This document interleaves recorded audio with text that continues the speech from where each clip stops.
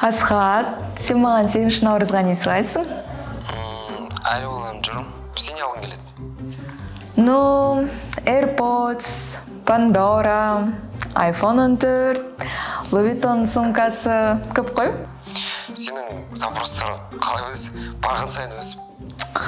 Чемпионат футбола дегенде жаныңды бересің ғой. Ішіндегі Мессидан үлгі алмайсың ба? Білесің бе, ол командасына 35 алтын iPhone сыйлапты. Балжан, Месси это другое. Менің командам сондай болса, мен де сондай күшті сыйлық сыйлар едім. Сен не айтқың келіп тұр? Алло?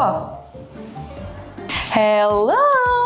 Эфирде Лионель Балжан жүз English қызы. Бүгін сенен ұлылардың ұлысы Мессидің өз әріптеріне жасаған сыйлығын талқылайтын боламыз. Әзірше біздің арнаға тіркеліп қой, лайк бас, ең креативті қазақша ағылшынша контент тек біздің арнада. Мессидің сыйлықтарының жалпы құны $210,000 құрайды екен. Just imagine!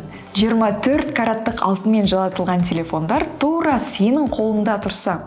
What a generous colleague! Месси бұл алмалы телефондарды өз әріптестеріне 2022 жылы Катарда өткен әлем чемпионатындағы жеңістері үшін сыйлаған болатын.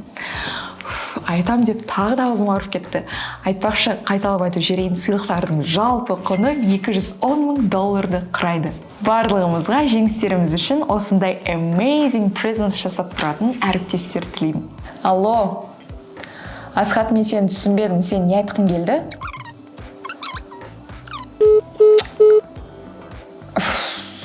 Все-таки Месси красавчик.